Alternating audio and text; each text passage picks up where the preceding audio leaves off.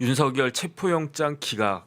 그런데 어떻게 된 거냐면 이 이제 내란 특검이 일정 정도 이렇게 딱 구성이 됐습니다. 그래서 특검은 뭐 당연히 먼저 임명이 됐고 그리고 난 다음에 검사장급의 특검보가 임명이 됐어요. 그리고 난 다음에 이 그 6월 23일 그러니까 오늘이 26일이니까 사흘 전에 저 내란 특검 관련해 가지고는 계속 지금 재판도 진행되고 수사도 진행되고 그런 거 아니겠습니까? 그런데 그 경찰이 그 여기에 대해서 윤 대통령에 대해서 일단은 내란죄는 지금 재판 중이고요. 뭐 월요일 날 매주 월요일마다 거의 그 루틴하게 재판은 진행되고 있고 물론 이제 구속이 취소가 돼서 불구속 상태로 거기에 대해서 경찰이 새로 또 그 조사를 하겠다고 그랬어요. 이번엔 어떤 혐의냐? 특수 공무집행 방해죄인데 그 부분은 좀 이따 말씀을 드리겠습니다. 그래서 특수 공무집행 방해 관련해서 윤석열 대통령을 경찰이 다른 데도 아닌 경찰이 쭉 그 수사를 해오고 있었는데 거기에 대해서 윤석열 대통령이 전혀 협조를 하지 않았습니다. 그래서 좀 나와서 조사를 받아달라. 다른 사람들은 다 조사 받았다. 윤 대통령만 조사 받으면 이제 끝난다. 그러면 검찰로 송치해서 기소가 될 것이다. 이런 식이었는데 윤 대통령은 거기에 대해서 그 조사를 경찰에서 소환 조사를 3번 했거든요. 3번 했었는데 다 그 나가질 않았어요. 소환에 불응했습니다. 그런데 왜 소환에 왜 불응을 했느냐? 윤 대통령 측 논리는 뭐냐면 이 특수 공무집행 방해라고 하는 것이 구체적으로 어떤 내용이냐면 그것 좀 사진 좀 띄워봐 주세요. 거기에 제가 윤 대통령 관련해서 마지막에 보내드렸던 것 같은데 막 그 일지 같은 거 나오고 그런 거 있지 않았습니까?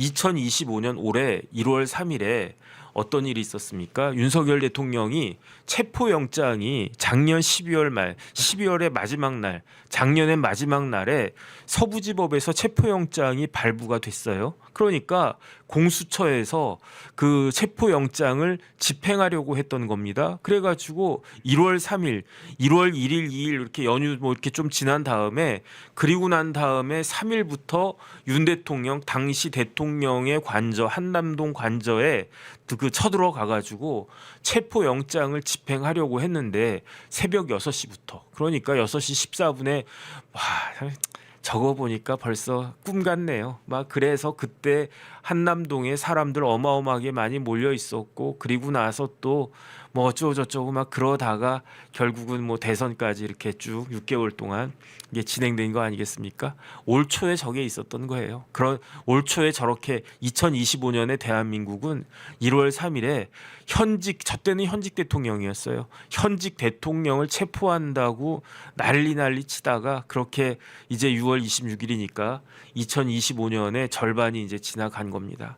저런 일이 쭉 있었는데 여기에 대해서 어떤 혐의를 또 추가로 적용했느냐? 그러니까 지금 윤석열 대통령 같은 경우에는 내란죄, 직권남용 권리행사 방해죄 이런 것들로 재판을 받고 있는데 추가로 특수공무집행 방해죄인데 그 특수공무집행 방해죄 혐의의 내용은 저렇게 체포영장을 집행하려고 공수처가 딱 그 쳐들어갔는데 윤석열 대통령이 대통령 경호처에다가 나에 대한 체포를 저지하라 이렇게 지시했다는 거예요. 이게 공무집행 방해, 공수처의 체포영장 집행이라고 하는 공무집행을 윤석열 대통령이 경호처에 이거 저지하라 막아라 이렇게 지시함으로 인해 가지고 그 공무집행 방해를 했다는 이야기이고 또 한 가지는 뭐냐면 저도 뭐 이번에 처음 알았는데 군사령관 정도 되고 높은 사람 되면 비화폰이라고 하는 걸 쓴다고 하지 않습니까?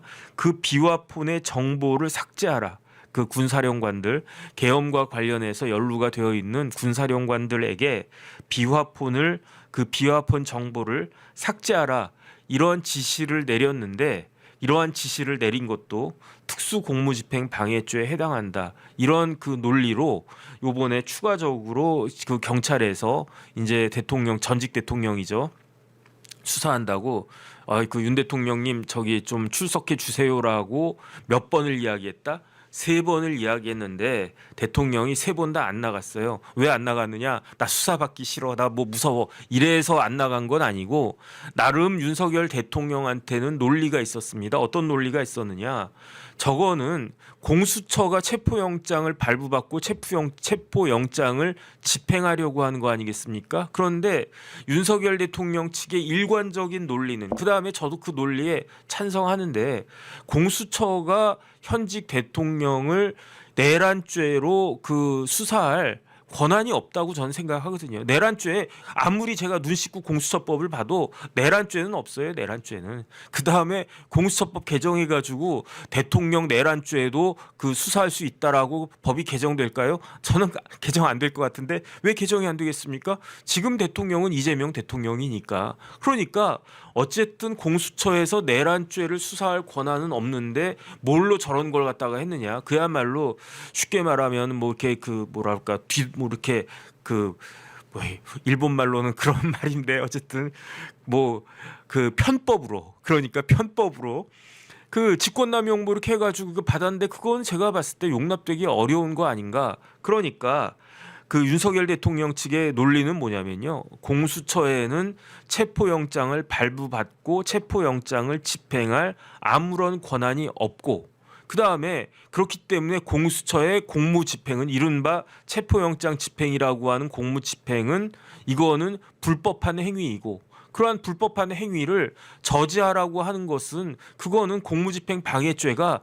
성립할 수 없다, 이러한 논리인데, 제가 봤을 때 이 논리가 타당하다는 그런 생각이 듭니다. 저는 타당하다는 생각이 들어서 이런 거 가지고 특수공직방이 성립이 될까 저는 잘 모르겠는데, 어쨌든 특검에서는요, 아 이거 충분히 된다. 그런데 경찰에 계속 경찰에서 출석 요구를 쭉 해왔는데, 그런데 이거를 응하지 않았으니까 이거는 저 윤석열 대통령은 그 체포해가지고 수사를 해야 된다, 이런 식의 논리를 갖다 세운 겁니다. 그런데 경찰이 쭉 사건을 들고 있다가 이 사건을 특검에 넘겨준 때가 언제였느냐?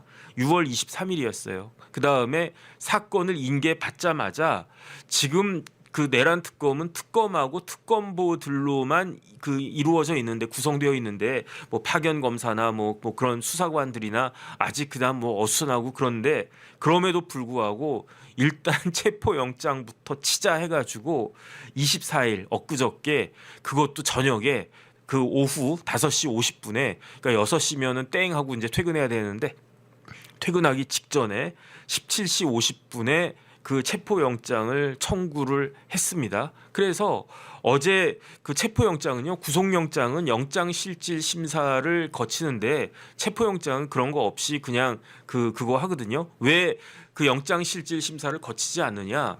체포영장은 발부가 되면 48시간 이내에, 그러니까 이틀 이내에 이 사람을 구속영장을 그 발부받든지, 아니면은 어떻게 해야 된다? 아니면 석방해 줘야 되거든요. 그러니까 어차피 그 구속영장 그 청구하면은 영장실질심사를 할 거고, 그 다음에 어차피 구속영장 청구 안 하면은 풀어줄 거고, 그러니까 체포영장에 대해서는 영장실질심사를 안 한단 말이에요. 그래가지고 이제 중앙지방법원에서 이 체포영장을 쭉 보다가, 그러다가 어떻게 했다? 첫 번째 그 사진 좀 다시 한 번만 띄워봐 주세요. 어제 체포영장을 기각했다. 체포영장을 기각하고, 그러니까 특검은 화가 났다? 안 났다? 났다. 화가 확 난 거죠. 아이씨. 그러면서 오마이뉴스 보니까 왜 법원은 윤석열한테만 관대하냐? 그 근거는 뭐냐면 지규현 부장판사가 구속 취소를 해주지 않나? 그 다음에 이번에 중앙지방법원은 체포영장도 기각하지 않나? 왜 윤석열은 왜 윤석열에 대해서 뭐 그런 것이냐? 그러면서 이거 법불악위라며 그런 이야기를 갖다가 딱 합니다. 그런데 제가 봤을 때 그게 그렇지는 않아요. 그렇지는 않고, 왜 그런가? 제가 그 기사를 쭉 봤더니 그 법원에서 체포영장을 기각하면서 그 논거는 뭐냐면은 뭐라 그럴까?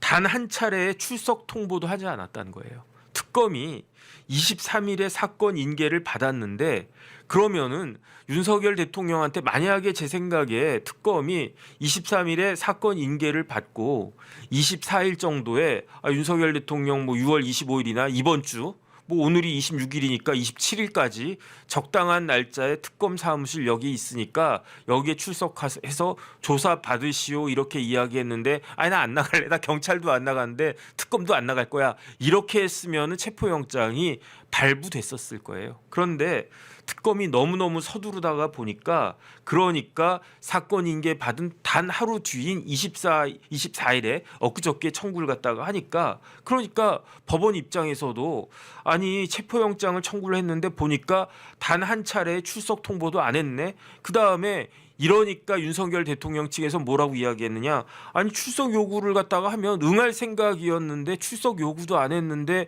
왜 먼저 그 출석 통보부터 이렇게 하는 거냐. 이거는 형사소송법 규정에도 안 맞는 거 아니냐. 왜냐하면 형사소송법 규정에 구속영장과 달리 체포영장의 경우에는 요건이 두 가지거든요. 첫 번째 범죄 혐의가 있어야 되고 두 번째 수사기관이 출석 요구를 했는데도 불구하고 그 출석 요구에 응하지 않았을 때 그럴 때 체포를 갖다 해서 체포영장의 목적은 다른 목적이 있는 게 아니에요. 수사하기 위한 게 체포영장의 목적이거든요. 아니 와서 이야기를 들어봐야 이 사람이 진짜로 범죄자인가 아니면 억울한가 그거 알고 그다음에 기소할지 여부를 결정할 거 아니겠습니까? 나타나지도 않으니까 그러니까 일단 끌어다가 수사를 해야지 뭐가 되는 거니까 그 목적으로 그러니까 체포가 됐을 때에도 기간이 48시간으로 제한되어 있는 거고 그런데 어쨌든 그 정도가 이제 체포영장인데 부르지도 않아 놓고 거기에 대해서 체포영장을 발부해 이거는 형사소송법에도 반하는 거 아니냐 이렇게 주장을 했더니 거기에 대해서 특검 측에선 뭐라고 이야기했느냐 아니다 어차피 특검이나 그 경찰이나 넓게 보면 똑같은 수사기관 아니냐 저 사람은 윤석열 대통령은 경찰에서 3번이나 소환 조사 출석 요구를 했는데 3번이나 불응했다 그러면은 우리 특검이 부른다고 해도 마찬가지로 안 나올 게 거의 뭐 불보듯한 거 아니냐 이런 논리였는데 그런데 경찰하고 특검이 같습니까? 왜 특검을 갖다가 경찰 수준으로 깎아내리냐고. 경찰은요 제일 높은 사람이 경찰청장이잖아요. 검찰은 제일 높은 사람이 검찰총장입니다. 경찰은 경찰청장이고 경찰청장 돼봤자 차관급밖에 안 돼요. 그런데 특검은 뭡니까? 특검도 차관급이에요. 서울고등검찰청 검사장급이니까 그 자리가 차관급이라고요. 특검이 그냥 특검에서 특검이 별거 아닌 것 같이 생각할 수 있을지 모르겠는데 특검은 경찰로 치면은 경찰청장이랑 동급이란 말이죠. 그런데 경찰이 부른 거니까 특검이 부른 거랑 똑같다. 그러면 경찰이나 특검이나 똑같다.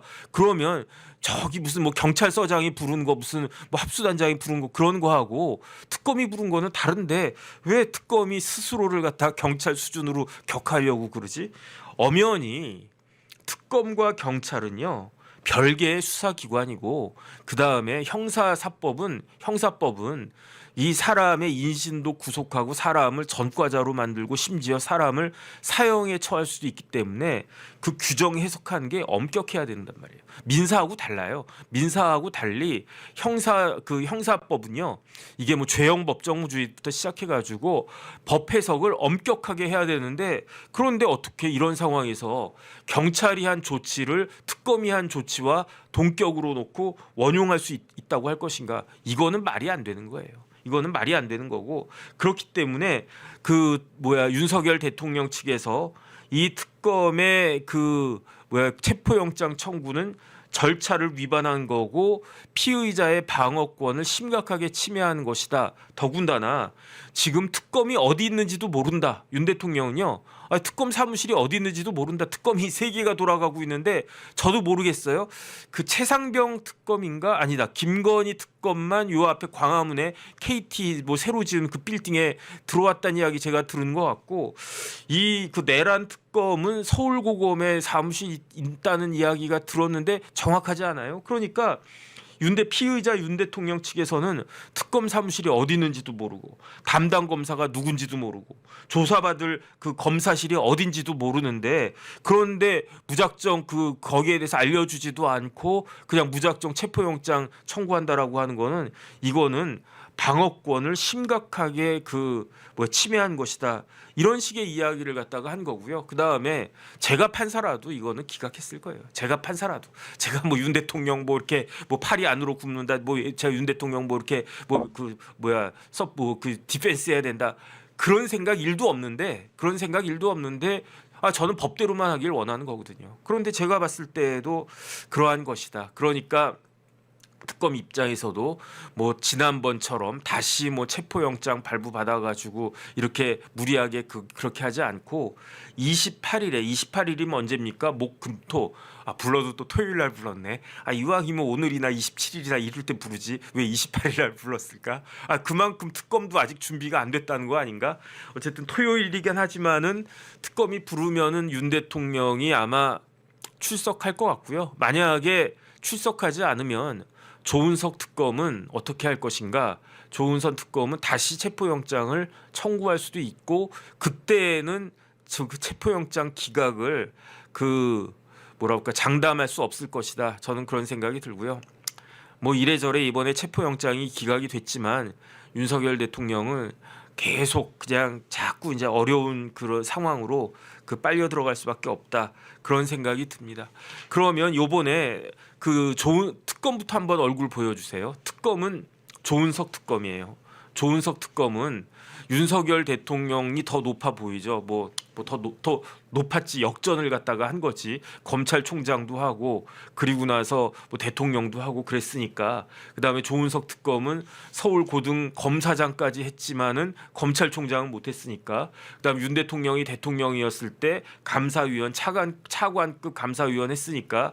그런데 나이도 이제 윤 대통령이 더 많아요. 하지만 사법시험은 조은석 특검이 훨씬 더 일찍 됐습니다. 그러니까 조은석 특검이 검찰로는 훨씬 더 선배인데 뭐 훨씬까지는 아니고 19기 23기니까 4년 차이면 뭐 상당한 차이 아닙니까? 제가 대학 다닐 때 3학년 선배만 봐도 와 되게 높다 이렇게 생각을 했었는데 뭐 같이 늙어가는 마당이니까 뭐 지금은 다를 수 있어도 조은석 특검하고 윤석열 대통령하고는 무지무지하게 잘 알 수밖에 없어요. 왜 잘 알 수밖에 없는가? 조은석 특검도 특수통 검사 출신 아니겠습니까? 그러니까 우검회라고 뭐 우직한 검사들 모임 뭐 안대희 검사장 밑에서 우검회라는 게 있었다고 그러던데 아마 두 사람 다 거기에 우검회 멤버이기도 했을 거예요. 그러니까 처음 검사 임관했을 때부터 윤석열 대통령이 처음 검사 임관했을 때부터 그 이후로는 거의 뭐 잘 아는 그다음에 근무도 같이 오랫동안 했어요. 여러 번 같이 근무를 갖다가 했어요. 그러한 조은석 특검이 특검을 맡은 거고 그다음에 이제 특검보들 6명을 뽑아놨는데 특검보들 먼저 보겠습니다. 첫 번째 특검은 누구냐면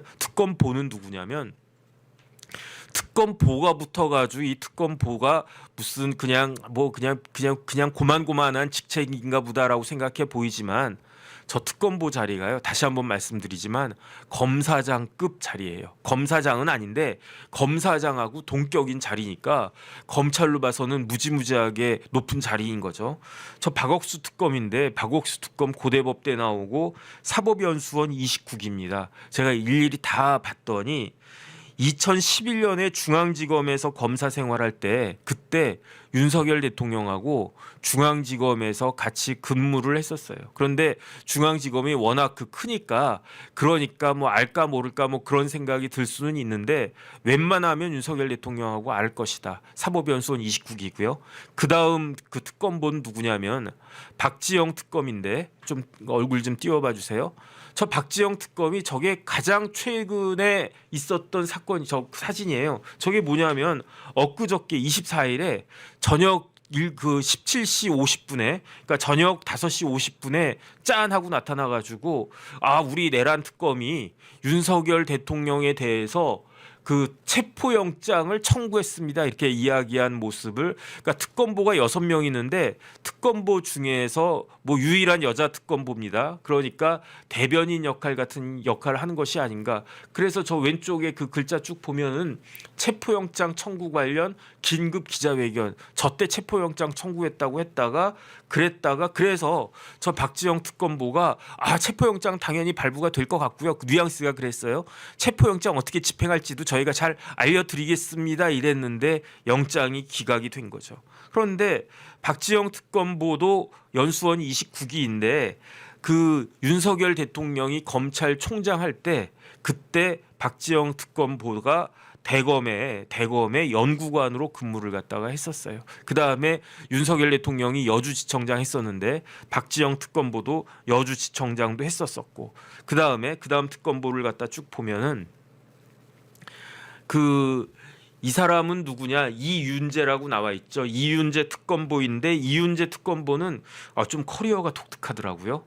연수원 29기인데 그 서울대 법대 나오고 그런데 보면은 저 그 이름 옆에 이윤재 옆에 뭐라고 되어 있습니까? 교수라고 되어 있잖아요.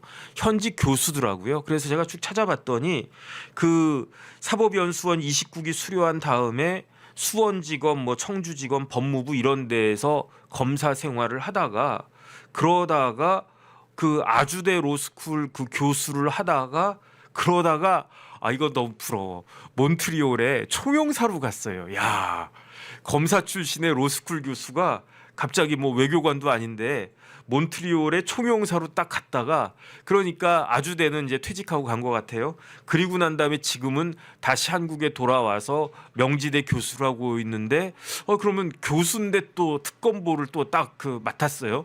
아주 그 이력이 독특하다 그 생각이 들고 그다음 페이지 그다음 그 사진을 쭉 보면 저 사람은 저랑 연수원 동기던데 그 김영수 특검보인데 성균관대 법대 나오고 제가 쭉 봤더니 2019년에 대검에서 근무를 했었으니까 대검에 무슨 그 담당관을 했었던 것 같아요. 그때 대검의 검찰총장이 누구였느냐? 윤석열 검찰총장이었던 거예요.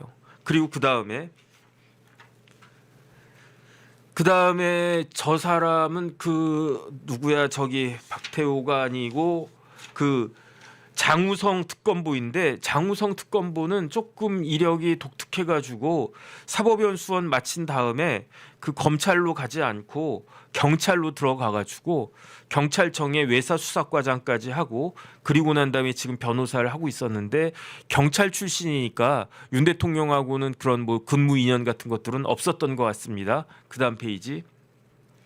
그다음 마지막으로 그다음 페이지. 그 전에 박태호 특검 사진이 나와야 되는데 없었나?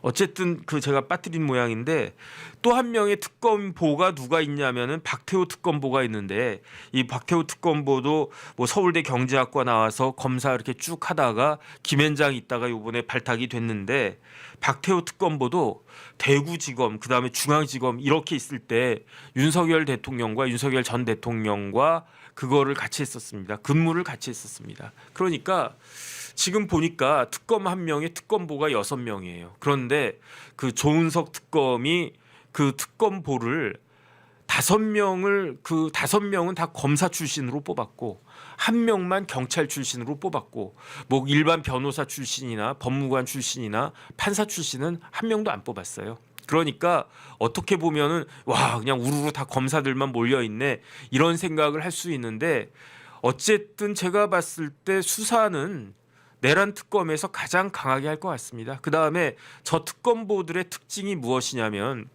특검보가 제가 말씀드렸잖아요. 검사장하고 동격이라고. 그런데 저 사람이 박태호 특검보예요. 저 사람이 박태호 특검보인데 좀 전에 말씀드렸지만 2008년도에서 2008 대구지검에서 윤 대통령하고 같이 그다음에 중앙지검에서도 윤 대통령하고 같이 근무한 그러한 인연이 있습니다.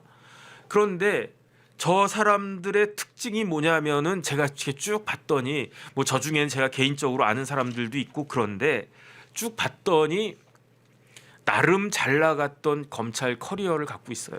그래서 저 6명 한 명은 이제 경찰 출신이니까 빼고 5명의 그다음에 이윤재 교수도 검사 조금만 하다가 얼마 몇 년 4학년까지만 하고 나왔으니까 이윤재 교수도 빼고 나머지 4명의 특검보들은요. 쭉 커리어 봤을 때 검사장 시켜줬어도 괜찮았겠다라는 그러한 커리어를 다들 가지고 있었는데 공통점은 뭐다? 검사장은 다 한 명도 없다.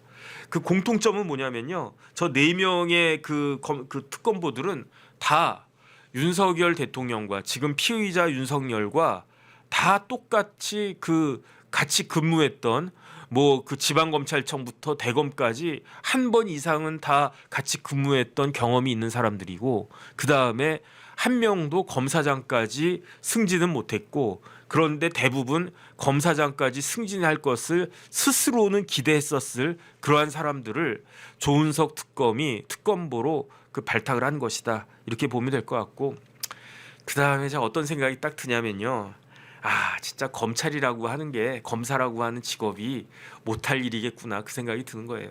왜냐하면 자기가 선배님, 부장님, 검사장님, 그리고 총장님 이렇게 떠받들고 모시고 했던, 그 다음에 옛날에는 검사 동일체 원칙이라고 있었단 말이에요. 일사불란하게 움직인다. 그러니까 군만큼은 아니더라도 어떻게 보면 군보다도 더 일사불란하게 움직이는 조직이 그게 검찰이다, 이렇게 볼 수 있는데, 지금은 선배가 피의자가 되니까 어쨌든 그다음 자기 실적을 갖다 내야 되니까 다른 특검보다도 이 내란 특검이 훨씬 더 윤석열 대통령을 가혹하게 몰아칠 것 같다. 그러니까 어떻게 했습니까? 첫 번째, 윤 대통령에 대해서 뭐 했습니까?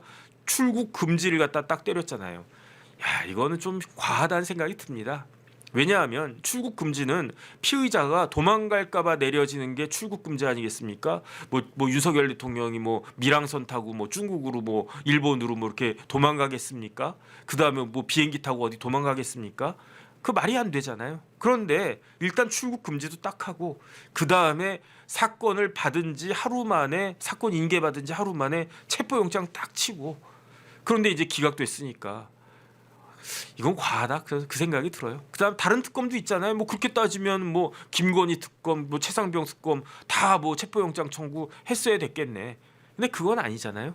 근데 28일 저는 어떤 생각도 하냐면, 뭐 극단적인 경우에, 그다음에 이제 제가 지난번에 조은석 특검 말씀을 드렸지만은, 조은석 특검이 초임 할 때부터 조은석 특검은 윤 대통령하고 다르게 재학 중에 사법시험 합격해가지고 굉장히 잘 나가던 검사였잖아요. 그래서 뭐가 있다? 수사력도 아주, 수사도 잘하고 수사력이 있고, 기획도 잘하고 기획력도 있고, 배짱도 있다. 배짱이 있다는 말은 캐릭터가 있다는 이야기잖아요. 뭐 누구 이야기 안 듣고 내가 그냥 뭐 내가 맞다라고 생각하면 쭉 밀고 나간다.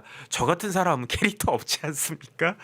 그러니까 어쨌든 조은석 특검이 제일 부담스러울 것 같다, 그런 생각이 들고, 그다음에 극단적인 경우에는 28일이 토요일인데, 토요일에 윤석열 대통령 소환한 다음에, 그런 다음에 검찰에서 어떻게 또 수사를 진행할 수 있냐면, 이게 불러요. 그럼 딱 온단 말이에요. 그리고 난 다음에 집에 안 보내요. 왜 집에 안 보냅니까? 긴급 체포하는 거예요. 이 사람은 수사를 하는데 우리가 조사를 해보니까 이 사람 저기 문제가 많다, 긴급 체포하고 구속영장 청구하고, 그런 식으로 진행을 할 수도 있는데, 과연 그렇게 할까? 저는 그렇게까지는 하지 않지 않을까, 저는 그런 생각이 들고요. 제 개인적인 예측은 28일에 조사하고, 그 다음에 뭐 미흡하다 싶으면 한 번 더 소환해서 조사하고, 그리고 난 다음에 구속영장 청구하겠죠. 구속영장 청구하고 영장실질심사 받아가지고, 그때는 구속영장이 발부될 확률이 체포영장 발부될 확률보다는 저는 훨씬 더 높게 판단을 하고 있고, 그래서 영장이 발부되건 발부가 되지 않건 조은석 특검 쪽에서 어쨌든 그거 해가지고 기소해가지고 또 특수공무집행 방해죄 관련해서 이게 이제 수사를 재판을 진행할 텐데, 어쨌든 윤 대통령 측에서도 할 말은 있을 것이다. 내란죄 관련해서는요, 핵심은 뭐냐면은 시간이라고 저는 생각하고요. 왜냐하면 계엄이라고 하는 게 벌어졌던 시간이 얼마 안 되니까, 그걸로 인해 가지고 우리나라 국헌이 문란됐다라고 볼 수 없다라고 윤석열 대통령 측에선 충분히 주장할 근거는 있으니까 그 부분을 따질 거고요. 그 다음에 이거 특수공무집행 방해죄는, 이거는 또 공수처가 과연 그렇게 윤 대통령을 내란죄로 수사할 권한이 있었느냐, 체포영장이 과연 적법한 것이었느냐, 그때 작년 말에 있었던 그런 부분들을 다투게 될 텐데, 이제 이재명 대통령 치하에서 법원이 어떤 식으로 그걸 할지 그거를 한번 기대를 갖다가 해보겠습니다. 그런데 박지영 특검이 박지영 특검보가 뭐라고 이야기했느냐? 아까 그 사진 쭉 나왔을 때 그렇게 뭐 마이크 앞에서 이렇게 브리핑을 하면서 그때 한 이야기가 있어요. 어떤 이야기를 했느냐? 법불악위라고 그랬어요. 법불악위. 법불악위가 뭐냐? 좀 띄워봐 주세요. 법은 불 안 한다. 아가 뭐냐? 아부할 때야. 귀한 사람한테. 법은 높은 사람한테 돈 많거나 그다음에 이제 뭐 권력이 세거나 어쨌든 귀한 사람한테 아부하지 않는다. 그게 법불악위 아니겠습니까? 그런데 저렇게 이야기하면서 박지영 특검보가 뭐라고 이야기했느냐? 우리 내란 특검은 법불악위의 정신으로 윤석열 대통령을 철저하게 수사하고 응징하겠습니다. 이런 취지로 이야기를 하던데 저게 맞는 말인가? 지금 그런 생각이 듭니다. 윤석열 대통령이 지금 뭐 귀합니까? 제 눈엔 전혀 그렇게 보이지 않거든요. 윤석열 대통령이 무슨 힘이 있습니까? 물론 이렇게 윤어게인 이런 사람들도 있지만 그거는 그야말로 그런 거고 지금 절대적인 권력을 가지고 있는 사람은 누구다? 절대적인 권력을 가지고 있는 정당은 어디다? 누구나 다 알고 있는 거 아니겠습니까? 그 상대편에 있는 사람이 윤석열 대통령인데 그 윤석열 대통령은 전직 대통령이고요. 코너에 잔뜩 몰려 있는 그런 사람이에요.